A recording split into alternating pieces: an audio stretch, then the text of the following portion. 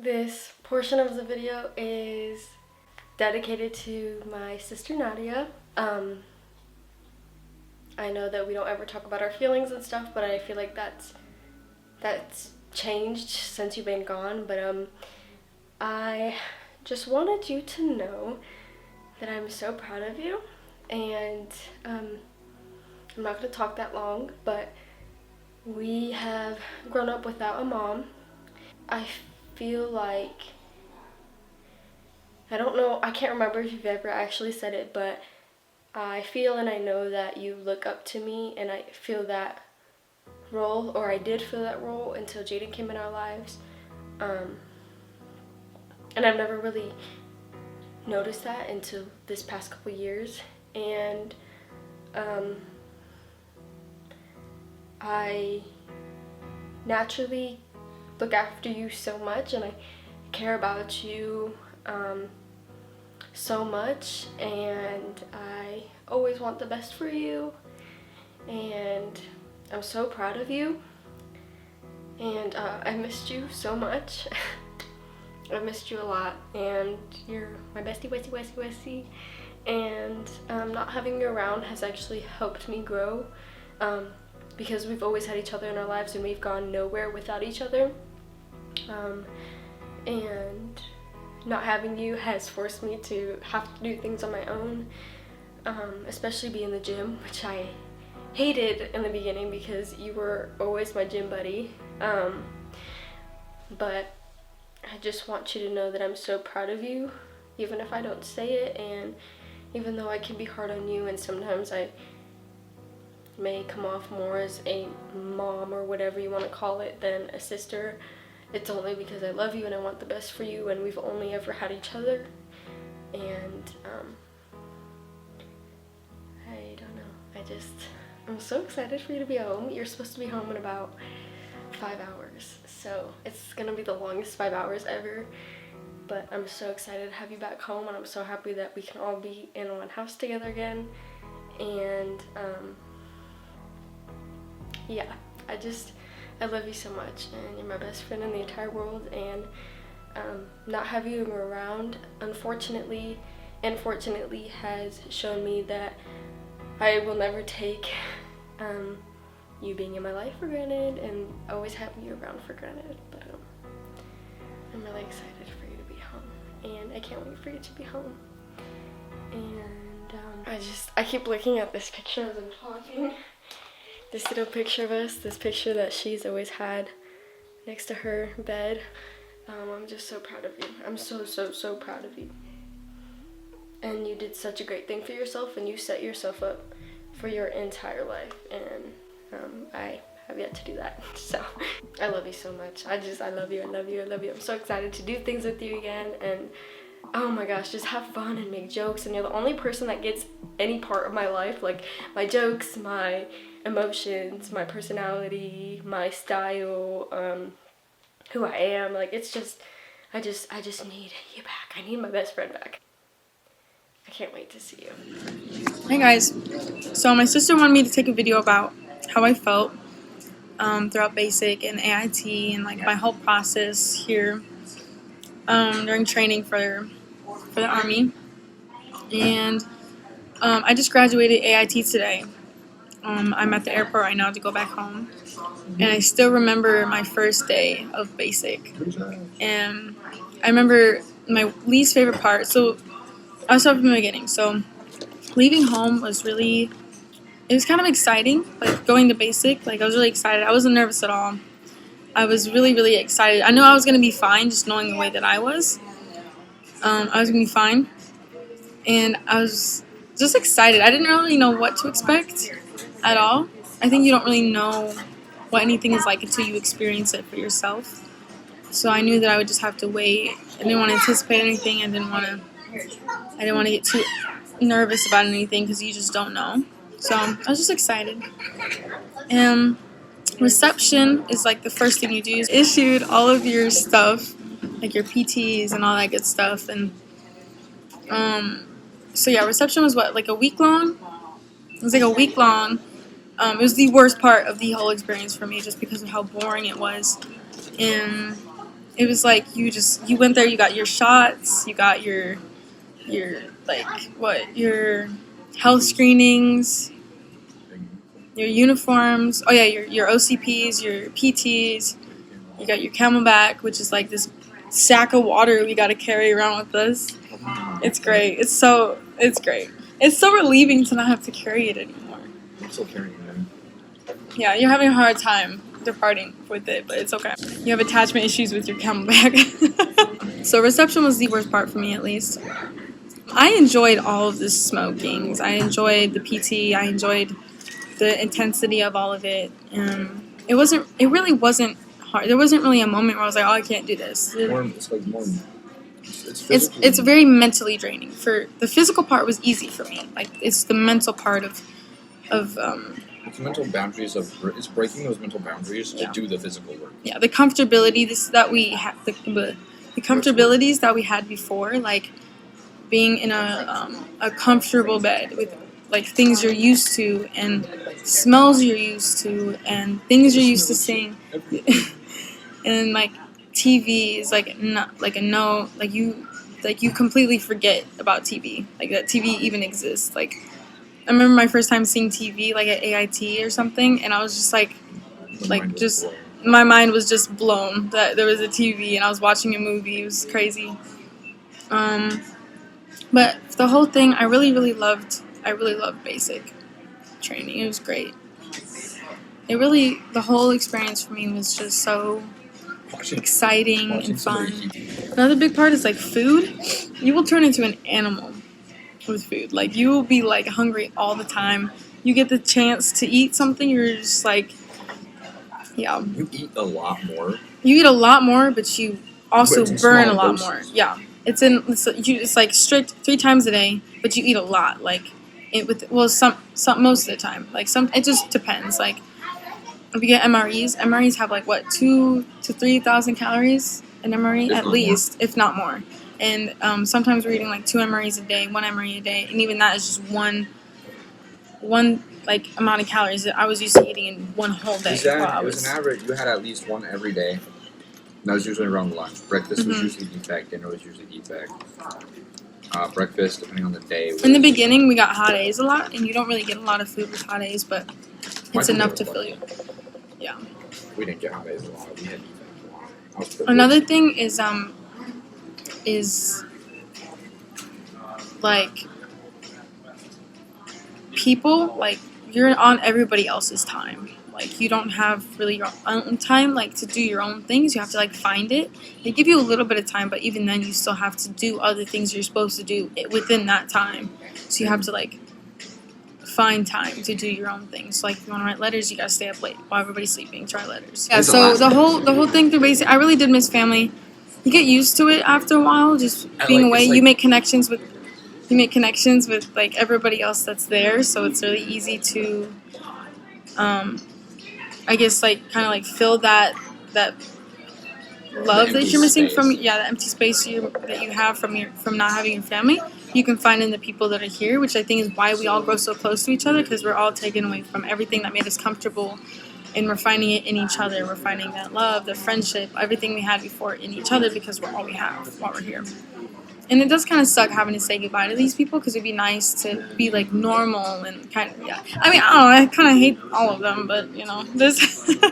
No, I've loved like majority of people that I've met while I've been here. Like everybody comes from a different background, a different way of being raised. Everybody comes from different mindsets and ideals about life, and it's so interesting. And I've tried to pick up and learn as much as I could about everybody. And I feel like it's helped me a lot and opened my eyes a lot. It made me a better person, a more understanding person, more intuitive about everything. Because compared to how I am now, I was very close-minded. And now I hear about everybody's life. And even the way that they work through this and why they're doing this is like, it's very eye-opening to, it's a lot more than just you and your perspective. And you have to understand people. To like, you know, to get people, you have to like ask questions. You have to be, what is the word I'm looking for? You have to want to understand people to get people. Be open-minded and be willing to learn. Yeah. Yeah. One of the hardest things throughout this whole thing has been this social life of it, believe it or not. Like, the drama. And it's just because everybody's bored. And everybody needs something to talk about. Which is fine, but... Yeah, that was the other thing. It's like people would make drama just to have drama. I love basic. It was great. I didn't really have a bad experience at all. I'm a track vehicle mechanic. Repair mechanic, same thing. My AIT was about 10 weeks long. 11 weeks long. We went to like a big old like motor pool schoolhouse thing, and we were in a classroom for like the first like 5 weeks, 5 weeks in a classroom, just taking notes, trying not to fall asleep. Not because it was boring, just because I think we weren't really used to being in a classroom setting where we were sitting down the whole time because we're always on our feet. So we were used to sitting down and listening to somebody talk, and it was very hard to stay awake. But we were in there basically like all day, from like 8 or 9 o'clock in the morning all the way to like 1700. It was like 7:30 to 8. Yeah. Early. Taking notes. They gave us the really basic stuff, and then they eased into like more specific stuff with like M88s and M113s and MRIs. And then after the first about 5 weeks, we went down to the motor pool and we got to do hands-on stuff. We actually started fixing things, troubleshooting things. The small motors. We got to work on motors, which was really cool. It lets you understand a little bit more in depth and like the mechanics of everything and how it works. And I didn't know anything about cars before this. Like I just knew like cars have 4 wheels and they turn and they go forward. So this is really cool. It was a very good decision on my part to do this. I really enjoy it. But yeah, now I'm going home. I want to touch on this. I just got reminded. So, as a girl, as a female, for me, my biggest struggles was, so you're going to go in, and depending on your personality, okay, so I'll just say for me, I went in, my personality is very bubbly, very friendly, talkative, and for me, as like that was like an advantage, like a good thing in like the civilian life, because everybody would love you and everybody would like you and everybody loved that person. But you come here and you have to be serious, and if you're friendly to the wrong person and they take it wrong, for me, I wasn't taken seriously enough at all. And just because like I was goofy and I was like fun and like having fun all the time, and I know it's basic, so you're really not supposed to, so nobody took you seriously. So I realized I needed to kind of take myself more seriously and make people take me more seriously. So you kind of change your personality to adjust to your environment, so you're respected and people take you seriously, and people want to work with you and people trust you because you're not just like goofing around all the time. But yeah, so I had to change my personality for this whole thing because I just wasn't really gonna. What's the word I'm looking for? It just wasn't my personality in this environment. My real personality in this environment was just not gonna work. But like I said, like at AIT, when I was able to leave and get out of this environment, I was myself again.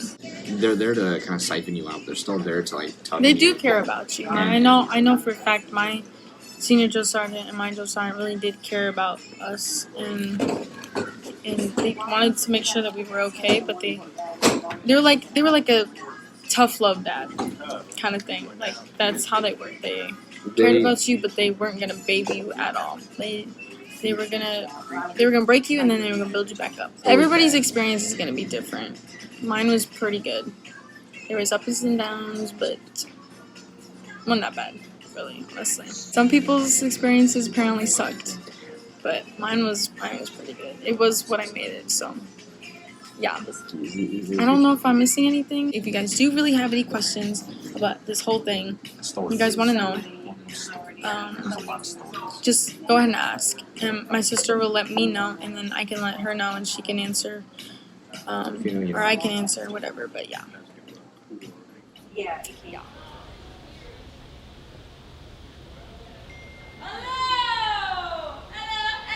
Oh my gosh. Oh my gosh. crazy. Yeah, you're a little. My friend Thomas.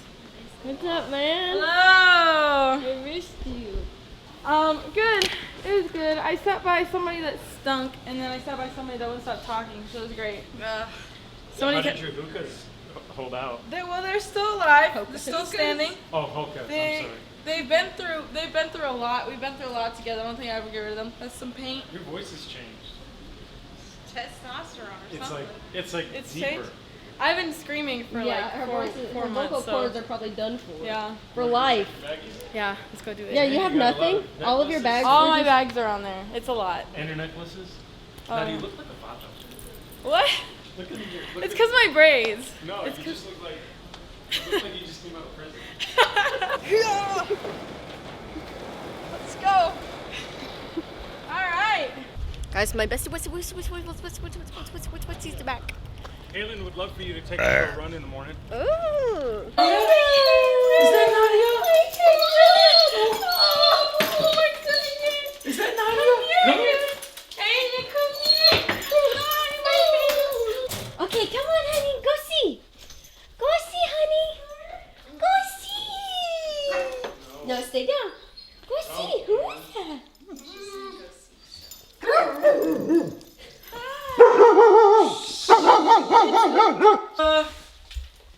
What the?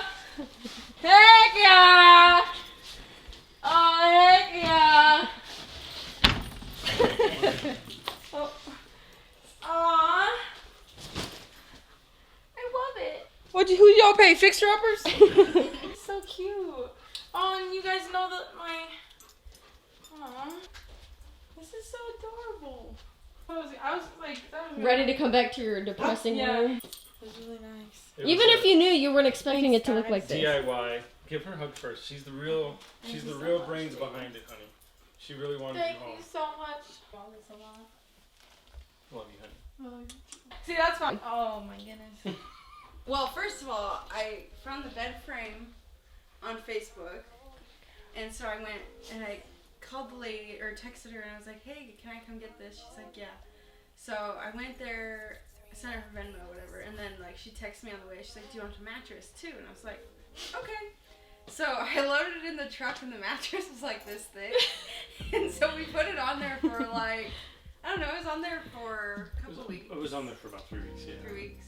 Yeah. And he slept on it one night, or I did, or something, and Dad. it was The miserable. whole week. And so we were like trying to brainstorm, like, well, we could get her a foam pad, but whatever. So then we were sitting around the fire, because we got a fire pit now. Also on Facebook. Someone's been watching too much HGTV. And this lady was like, free mattress, first come, first serve, no holds. Like, so, like, direct about it. And so I texted her, I was like, I can come right now. This So was like we- 10 o'clock at night. It was like 10. At least 2. 10, we went and picked it up. And this lady was like, I'm so glad you guys are normal.